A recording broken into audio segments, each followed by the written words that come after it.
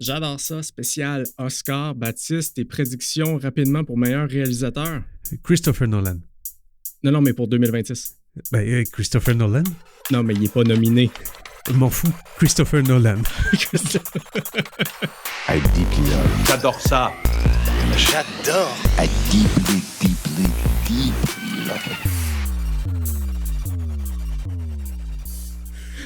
Salut les astronautes, bienvenue à bord d'un mini-sode spécial de J'adore ça. D'habitude, on parle pas seulement de films, mais aussi de jeux, de séries, de sci-fi, plein de choses comme ça. Mais aujourd'hui, c'est spécial. On consacre un mini-épisode aux Oscars 2026. Ouais, les Oscars 2026. Étienne et moi, on n'est pas des experts en cinéma. On est un peu comme vous, des fans, des passionnés de bons films. On a tenté de regarder le plus de films nominés possible et on va s'en parler ensemble parce que cette année, il y en a beaucoup des excellents films. Oh yes, oh yes. Yes. Quel film t'as vu, Baptiste? Est-ce que t'as vu F1? J'ai vu F1. Est-ce qu'on en parle? Qu'est-ce que t'as pensé de F1? Beaucoup, un peu d'amour-haine avec ce film-là. Ça s'appelle J'adore ça, t'as pas le choix. Là. Oui, mais non, je suis d'accord avec toi. Il y avait beaucoup de bons ingrédients. Oui. Mais la recette finale n'était pas bonne. Mais c'est mon feeling. T'as mis le doigt sur le truc, c'est une recette, c'est incroyable. J'avais vraiment l'impression de regarder Top Gun. C'est ça? Oui, Top Gun dans des voitures. C'est vrai que c'est Top Gun. Non, mais c'est Top Gun, mais c'est aussi que quand tu regardes, mettons justement les credits ou peu importe quoi, là, puis tu vois, il y a Brad Pitt, il y a Hans Zimmer, il y a, voyons le nom de... Javier Bardem, merci, du supporting actor, puis t'es comme, waouh, ça flash tellement. Puis après ça, j'étais comme, non.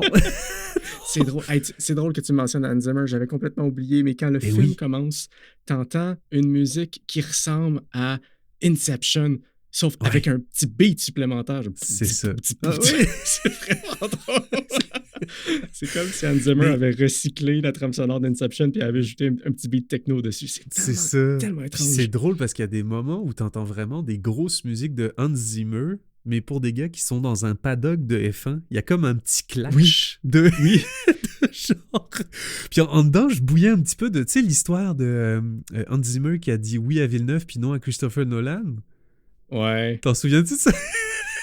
Ouais. Là, j'étais comme, là, franchement, t'aurais pu dire oui à Nolan et à Villeneuve, mais dire oui à ça, là, à F1, là... on aurait pu en prendre un autre. Non, mais c'est peut-être... Regarde, des fois, il est peut-être fan de Formule 1, il est peut-être... Je sais pas. Mais regarde, c'était bien. C'était un film, c'était correct. Mais nominé aux Oscars, j'ai trouvé ça, un petit peu étrange. C'était un peu lié. J'ai eu du plaisir. Mais je pense qu'il y a une raison derrière la nomination. Je sais que les Oscars essaient de faire un effort pour choisir un film qui plaît grand public maintenant depuis 2-3 ans. Tu penses que c'est donc, ça? il y a peut-être ça. Puis d'un autre côté, si ça gagne pas film editing ou visual effects, visual effects, c'est sûr, il y a Avatar aussi, mais film editing, je veux dire, ils ont filmé beaucoup des scènes, c'était déjà disons, par exemple, des accidents. Il y a eu des accidents pour vrai dans certaines courses et ils ont repris les shots, les vrais shots des accidents et ils ont remplacé les voitures par les voitures des personnages. Puis, tout à fait. C'est vraiment cool ce qu'ils ont fait côté technique. Puis même, je sais pas si tu te rappelles, mais à un moment donné, il y a pendant la course de F1, ils ont mis des caméras montées qui tournent soit vers l'avant de la piste, soit vers le pilote. Puis ça rend ça super dynamique, la course. C'est vraiment à quoi ça m'a fait penser? À quoi? À Rogue One. Quand c'est comme quand ils ont décidé, on va mettre une caméra sur le X-Wing, mais un peu sur le côté, un peu à tel endroit, un peu. Puis ça m'a fait penser à ça, puis je me rappelle que la première fois que j'ai vu Rogue One au cinéma, parce que oui, je l'ai vu 2 fois, la première fois que j'ai vu Rogue One au cinéma, quand il y a eu cette shot-là avec la caméra sur le X-Wing, tout le monde a fait « Oh! » Comme quoi, c'était impressionnant. Mais 10 ans plus tard, c'est encore impressionnant. Oui, vraiment. Donc, vraiment. C'est sur le côté technique. Le côté technique est très impressionnant. Puis ils ont essayé aussi, dans le fond, de ramener des... Dans le fond, c'est une écurie fictive avec des personnages fictifs, mais dans... sinon, c'est tous les vrais drivers de Formule 1. Oui, Hamilton est là, Leclerc est là, tout le monde est là. C'est vraiment cool. C'est quand même drôle à voir. Tourné pendant des Grands Prix. Ben oui, c'est ça. C'est impressionnant, fou, là. quand même. Ça a dû déployer quand même sacrément de moyens. Mais sinon, deuxième film Est-ce que tu as vu Frankenstein, mon cher? Oui, j'ai vu Frankenstein. Nice. J'ai pas tout vu les films en passant, là. J'en ai vu peut-être 6 qui étaient nominés. J'en ai vu 5. 5, OK. Mais Frankenstein, j'ai vu, puis je m'attendais pas à aimer autant ça. Oui, bien honnêtement. Vraiment. C'est super bon, mais je trouve que moi, le moment où j'ai vraiment commencé à vraiment encore plus accrocher au film, c'est quand tu vois toute la backstory avec le personnage de Jacob Elordi, le monstre. C'est super bon. C'était vraiment... Le monstre, c'est à se demander si le monstre, c'était pas son créateur, tout le long. Mais ça, c'est... Bon. C'est toujours un peu ça, en fait, l'histoire à la base. Exactement. Mais je suis d'accord avec toi, je me demandais où est-ce qu'il s'en va avec ça, avec ça. C'était quand même bien, les acteurs là-dedans. Oh my God! C'est du talent, en veux-tu, en v'là. Mais il manquait un truc, puis je comprenais pas ce qui manquait, puis la deuxième moitié du film commence, puis c'est ça. Bon, exactement. Ça. Ouais, je suis d'accord avec toi. Il manquait, au début, c'était un peu... OK, il y a une touche Guillermo del Toro. Puis des fois, dans les décors, j'étais comme me semble ça me fait penser un peu à du Tim Burton à certains endroits. Mais bref. Puis j'étais comme OK, mais là, d'accord. Ouais, mais où est-ce qu'on s'en va avec cette histoire-là? Puis la menace, puis etc. Puis finalement, là, quand on commence à voir genre toute le backstory, c'est comme OK, là, c'est bon. Là, je suis embarqué. Là. J'y suis bien, puis je trouve ça intéressant. Là. J'ai le goût d'aller au bout, tu sais. Je sais pas si ça va gagner Production Design, mais moi, ça aurait mon vote. Ouais. Sinners est pas loin, puis on parlera de Sinners après. Là. Ouais. Mais c'est beau. C'est beau, puis c'est pas too much. Il y a un look étrange, puis c'est peut-être juste du Guillermo del Toro. Mais je pense que c'est Guillermo del Toro. J'ai l'impression, ce look-là. Tu sais, ça file. J'ai lu à quelque part qu'il avait décidé de comme changer s'occuper de l'éclairage en post-prod, un truc comme ça. De faire un effet d'éclairage en post-prod. Je sais pas à quel point c'est vrai, donc citez-moi pas là-dessus, mais il y a un genre de look and feel un peu étrange, mais en même temps, c'est une histoire un peu étrange. Ben oui. Puis, belle surprise. Ouais, vraiment. Le monstre, joué par Jacob Elordi. Surtout quand, dans sa phase où il n'est capable que de dire Victor, il est attendrissant, là. Il est vraiment attendrissant. Mais, en tout cas. c'est peut-être... C'est soit lui, soit quelqu'un d'autre qui gagne. Soit lui, soit quelqu'un d'autre, bien sûr. Mais soit lui, je soit sais déjà... tant que moi, Sean Penn. Ah oui, hein? Sean Penn! Oui, Sean Penn.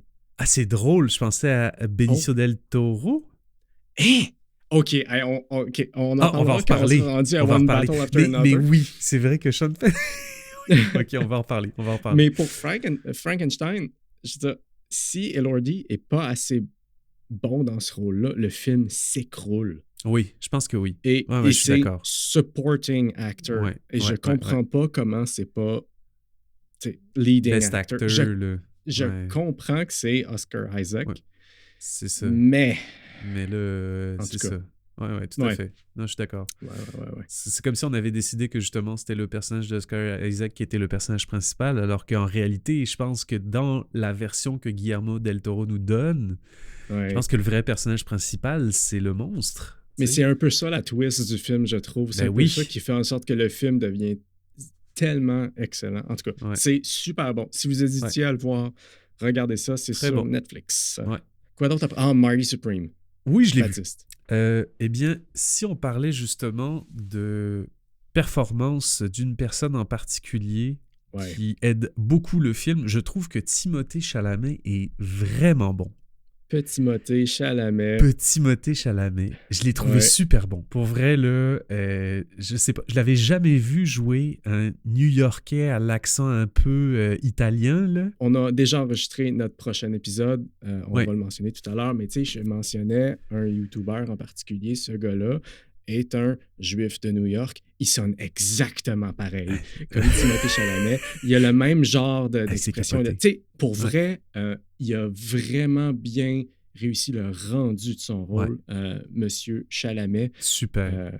Vraiment. Tout à fait mérité sa nomination en tant que, pour moi, là, pour acteur leading, là, il est dans les tops, selon moi. Là. J'ai pas vu Wagner Moura, Secret Agent, j'ai pas vu. Bon, Sinners, j'ai vu. Blue Moon, j'ai pas vu, donc Ethan Hawke, j'ai aucune idée. C'est dur de dire. Je sais que Michael B. Jordan est excellent. Je sais que Leonardo DiCaprio est un très bon acteur aussi, mais si Chalamet gagne pas l'Oscar, je ne comprends pas. Ouais. Il est tellement bon. Il est. Puis on dirait que ça fait du bien aussi de le sortir de Dune. Oui. Tu sais, puis je l'adore dans Dune, là. Mais dans Dune, il joue pas du tout le même personnage. Puis là, de le voir là-dedans, t'es comme, mon Dieu, mais c'est bon, c'est rough un peu, c'est comme... Il est à puncher. Ah oui! T'as envie des fois de le frapper. Oui, c'est ça. Mais t'as quand même envie de le voir réussir. Il prend les Mais t'as envie de le voir. C'est tellement drôle. Il est le film. C'est lui le film. Oui, c'est lui le film. Complètement. Ouais, c'est incroyable. Mettons son aventure avec le personnage de Gwyneth Paltrow. Mettons, je suis comme, OK, intéressant, mais c'est... je pense que je veux juste suivre l'histoire de Marty Supreme, puis c'est correct comme ça.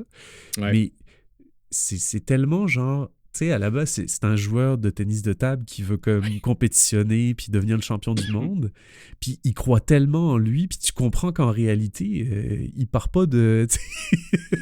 il part de loin quand même, là, tu sais. Pour être capable de se payer son billet, puis toutes ces affaires-là, là, c'est quand même compliqué, ces affaires. Tout là, est permis, même ce qui n'est pas permis pour pouvoir arriver à ses fins. C'est fou. C'est excellent, ce film. Ouais, j'ai vraiment adoré ça. Ouais, je suis d'accord. Le prochain, One Battle. Ben oui, on peut parler de lui. One Battle After Another. Yes. OK. Je dois dire que je crois que c'est la première fois que je vois un film de Paul Thomas Anderson. OK. Je crois pas en avoir vu avant ça, si je me trompe pas. Je crois pas non plus. Peut-être qu'un jour, il faudrait en parler d'ailleurs, ou bien que je me mette à en regarder plus, parce que je dois dire que j'ai vraiment, vraiment aimé ce film-là.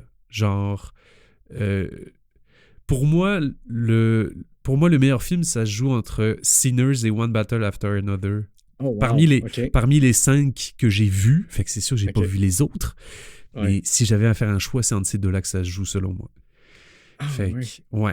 One Battle After Another, j'ai adoré le rôle de Leonardo DiCaprio, qui est un genre de père vraiment crade et déchu, genre ancien révolutionnaire, très... Il est tellement drôle, là, genre, il y a des bouts, c'est hilarant, parce que c'est une histoire de révolutionnaire. À la base, c'était une gang de jeunes qui a fait des coups, puis qu'à un moment donné, ça a chié, il y a eu plein d'affaires, bref. Puis, des années plus tard, tu finis par voir avec sa fille plus grande, puis etc., où est-ce qu'il est rendu.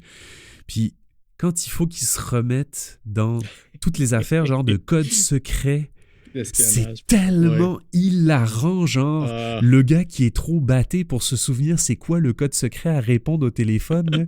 J'ai tellement ri, j'ai trouvé ça excellent. C'est drôle parce qu'il est coincé au service à la clientèle d'une rébellion.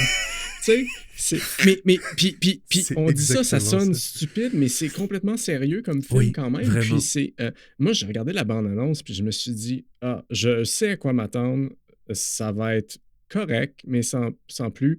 Puis, mais non, le film est excellent. Le film est drôlement monté, et la rythmique est spéciale. Ouais. Oui, mais je dois dire que j'ai pas haï ça. Non, exact. Puis il y a même des moments où j'étais tellement entraîné, genre avec un style un peu caméra à l'épaule, que je me suis dit, attends, est-ce que je suis en train de regarder un plan séquence depuis longtemps ou est-ce que c'est juste que le rythme est vraiment bon, tu sais? J'avais l'impression d'être dans la scène, là. C'était vraiment super bien monté, là. J'ai vraiment adoré ça. Mais contrairement, mettons, un film de J.J. Abrams où les personnages prennent jamais le temps d'approfondir quelque chose. Là, ce coup-là, c'est pas le cas. Ça avance super vite, ça avance constamment. C'est fast-paced, mais t'as l'impression que ça progresse, puis que c'est profond, puis que c'est... Il y a une magie là-dedans. Pour vrai, editing, soit ce film-là, soit F1. pour l'aspect technique. Oui, tout à fait. Puis, je sais pas si tu te rappelles, mais moi, ce que j'ai adoré, je sais pas pourquoi j'ai adoré ça, mais j'ai vraiment adoré ça. À la fin, la course-poursuite de voiture, il y a un effet où on dirait qu'ils ont une caméra embarquée, puis ils ont zoomé. Fait que tu vois la route de très proche qui fait juste des vagues comme ça. J'ai tellement aimé cette prise de vue-là. Ouais. C'était... en fait, exactement comme dans F1, caméra directe sur ça. C'est le shot Rogue One. C'est ça. mais ça m'a fait réfléchir. À... C'est quoi déjà le film de Spielberg de 72 où il y a un camion qui poursuit? En tout cas, ça m'a fait penser à ça. C'est comment rendre une poursuite en voiture qui peut parfois être lente. Oui. Mais quand même excitante. Je pense que la musique en tenait la musique joue sur beaucoup. ses épaules. Oui. Puis des fois même, le montage aurait pu être un petit peu plus... Il y avait on voulait étendre la tension, puis que ce soit comme, OK, le punch final. Bon, mais ouais, c'était quand même super. Ouais. Moi, je serais pas allé jusqu'à dire meilleur film, mais je sais pas. Peut-être que tu as raison. Ouais, moi, j'ai comme... Je sais pas, je l'ai trouvé vraiment bon. Puis c'est pas juste Leonardo DiCaprio. Je trouve que celle qui joue sa fille est super bonne aussi. Ouais. Sean Penn. Ouais. Il livre une... Je l'ai jamais vu, je pense, dans un rôle de même... Il est vraiment fucké, là. Il est tellement fucké. Mais c'est ça. Puis peut-être que c'est là que... Toi et moi, on n'est pas des pros, là.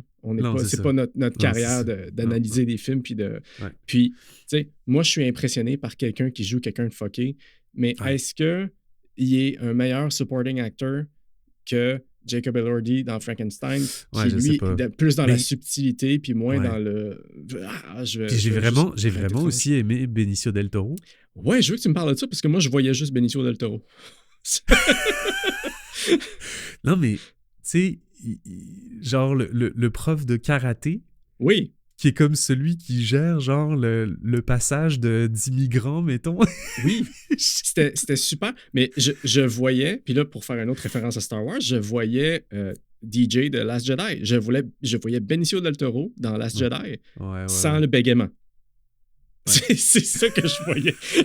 Puis il est excellent, mais je veux dire...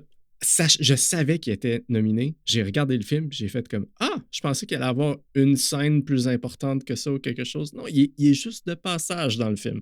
Ouais, c'est vrai. Il est bon, là. Il est excellent, mais... Je l'ai trouvé super bon, mais ouais, c'est vrai. T'as peut-être raison. Vis-à-vis Sean Penn... Mais ouais, c'est vrai. En fait, je pense que j'avais oublié que Sean Penn était aussi dans les acteurs supporting.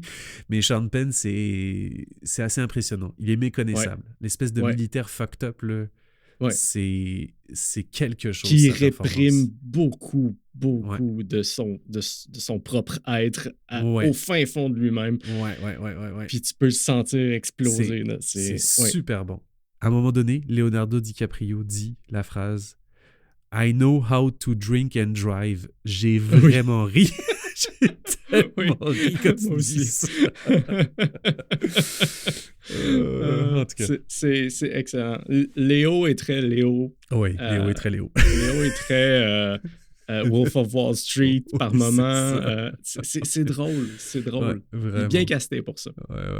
Ouais. Autre film, Sinners. Oui. Oui. OK, Baptiste, je veux que tu catégorises ce film-là. Go. Impossible. Impossible. Okay. Je vais essayer de dire des concepts qui se peuvent pas ensemble, mais qui fonctionnent super bien étonnamment dans Sinners. Ouais. Vampire. Oui. Blues. Oui. Comédie musicale. Oui. Même biographie musicale un peu.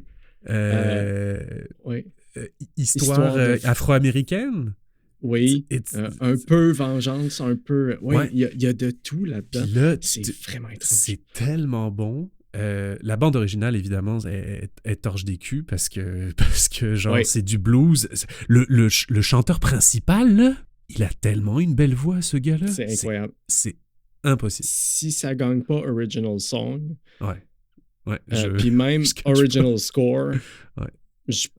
Honnêtement, je ne sais pas ce qui se passe. Mais c'est ça. Puis je pense que, tu sais, je disais, l'autre que je verrais comme meilleur film, c'est probablement lui aussi, là, parce que moi aussi. Le fait qu'il rajoute cette histoire de vampire au travers, genre, d'une au final d'une histoire où il y a des Afro-Américains qui cherchent à se rassembler, puis qu'en phase 2, il y a probablement des gens du Ku Klux Klan qui veulent les chasser ou les faire chier ou quoi que ce soit. Puis là, tu rajoutes par-dessus ça, genre, des vampires qui chantent eux aussi, qui dansent aussi. Puis ça m'a pas gossé. Ça, je pense que c'est important. Parce que je déteste les comédies musicales. Oui, c'est ça.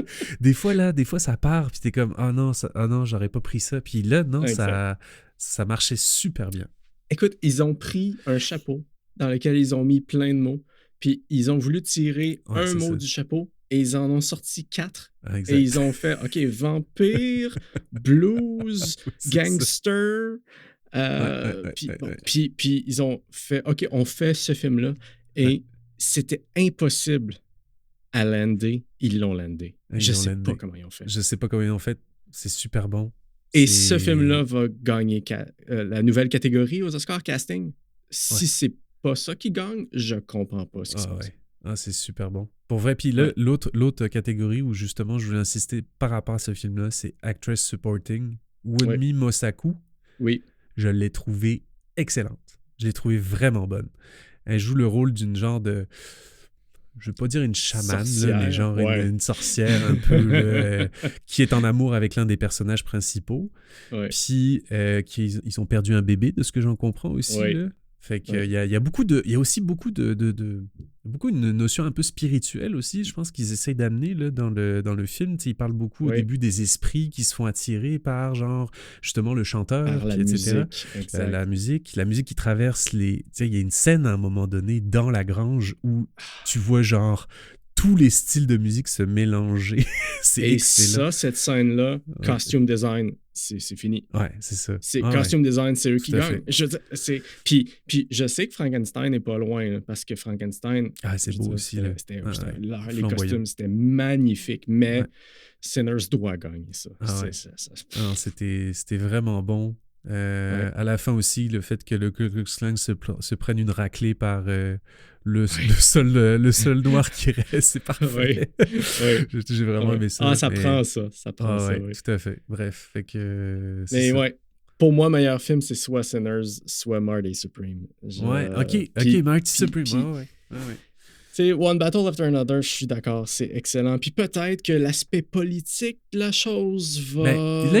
c'est sûr qu'il y a quelque chose qui doit résonner avec Ice en ce moment par rapport à One Battle After Another, parce que ça file Ice énormément. Puis pourtant, ça a dû être tourné avant qu'il y ait les gros scandales, là, mais quand même. Ouais. Fait que, c'est sûr. Tout à fait. Moi, j'ai vu Train Dreams. Ouais, je l'ai pas vu. Je voulais te parler brièvement de Train Dreams. Train Dreams, c'est un film d'Oscar dans lequel Felicity Jones joue. Et donc, comme dans tout film d'Oscar dans lequel Felicity Jones joue, tu sais très bien qu'elle va jouer la femme du gars talentueux qui vit une vie très difficile. J'avais jamais vu le pattern. C'était le cas pour Theory of Everything, c'était le cas pour Le Brutaliste. Puis là, tu sais, je dis talentueux, c'est pas un gars d'extrême talent, c'est juste comme un bon gars qui essaie de gagner sa vie, puis c'est relativement difficile sa vie, mais c'est ça, Felicity Jones, classique. C'est un film hyper contemplatif. C'est un gros wow visuellement. La cinématographie de ça, moi, c'est ma prédiction, cinématographie va être gagnée par Train Dreams. L'histoire est très belle, ça te fait réfléchir. Je trouve juste que le seul truc qu'ils ont manqué, c'est l'atterrissage. Parce que c'est comme si ils avaient une histoire à raconter, mais ils ne savaient pas où est-ce qu'ils s'en allaient avec. Puis à la fin, c'est comme, ça prend une fin. Ça va être ça la fin. Puis eux aussi, ils ont pigé dans le chapeau. Ils ont fait comme, voici la solution, voici ce qui fait qu'il se sent complet. OK, voilà, c'est réglé. Puis à part la fin, c'est super. Ça reste... les deux acteurs sont excellents. L'autre acteur, l'acteur principal, c'est Oncle Owen, l'oncle de Luke Skywalker dans les prequels et dans la série Obi-Wan. Il est excellent. Il est excellent là-dedans. Super, ça. Ouais, à voir. J'ai pas vu les autres films, mais je tiens à mentionner un truc. J'avais sur ma liste, je voulais voir If I Had Legs, I Would Kick You, qui est un film qui n'est pas nominé pour Best Movie, Best Picture, mais que l'actrice nominée, c'est Rose Byrne.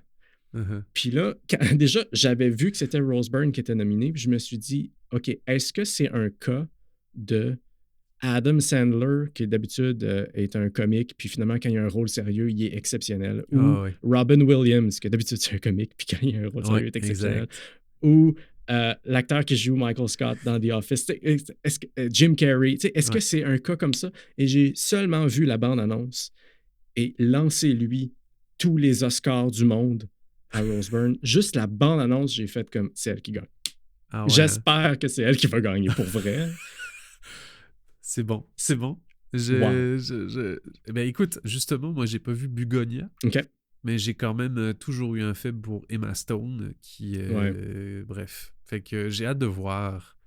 J'ai hâte de le voir, lui, ce film-là. Il a l'air un peu fucké, mais récemment, elle a fait dans le un peu fucké. Récemment, c'est juste ça qu'elle fait aussi. Je pense que c'est avec le même réalisateur aussi qu'elle fait toujours ces films un peu fuckés. avec un nom un peu grec, là, je sais plus. En tout cas, bref. Puis il y a Sentimental Value aussi, que j'ai pas vu, mais que j'aimerais beaucoup voir. Moi aussi. Hey, j'aimerais mentionner, ça, c'était nos prédictions. Mais si vous qui nous écoutez, vous voulez faire des prédictions avec nous, vous voulez essayer de... Vous pensez qu'on est dans le champ, vous voulez voter pour faire votre pool des Oscars, vous pouvez aller sur j'adoresapodcast.com et aller vers notre Patreon, vous abonner. Au Patreon, c'est gratuit. Et vous allez avoir accès au Discord. Dans le Discord, on fait un pool des Oscars à chaque année. Mm-hmm. Et le champion en titre, Jean-Philippe Matt, notre capitaine, a un titre à défendre. Mais si vous voulez essayer de le vaincre et de nous vaincre, nous également, joignez-vous au Discord. Tout à fait. Il se passe plein de choses géniales sur Discord à l'année longue. Yes. Alors, c'est le temps. Cool. Il vous reste 2 semaines en date de sortie. 2 semaines. Go, go, go. Allez-y, go, go. C'est facile! Merci d'avoir été avec nous pour cet épisode. Si vous avez aimé ce que vous avez entendu, sachez qu'il y a bientôt un épisode sur les échecs où on joue une partie live qui s'en vient. Yes! Puis abonnez-vous pour ne rien manquer. Il y en a plein d'autres des épisodes. C'est gratuit. Ça nous permet de rester connectés. Vous pouvez nous laisser aussi un petit 5 étoiles, un pouce en l'air, un petit commentaire, quelque chose qui fait la différence. Oui, on a une page Patreon. Comme j'ai mentionné, vous pouvez vous abonner gratuitement pour du contenu exclusif et un accès à Discord pour faire le pot des Oscars. Ou vous pouvez, si vous voulez, nous payer un petit 2$ par mois pour devenir un capitaine et obtenir une mention en fin d'épisode. Nos capitaines, Hugo Chalifour, Jean-Philippe Matt, Antoine Talbot, merci de votre soutien. Tous les détails sur j'adoresapodcast.com. Si vous connaissez quelqu'un à qui cet épisode ferait plaisir, n'hésitez pas à lui partager. Hein? Ça se peut que les histoires de prédiction des Oscars, ça anime des discussions en tout genre. Donc n'hésitez surtout pas à le partager. Oui, encore, merci, cher astronaute, d'être à l'écoute. Et on se retrouve très bientôt dans un prochain épisode. Bye! Bye! J'adore ça! J'adore!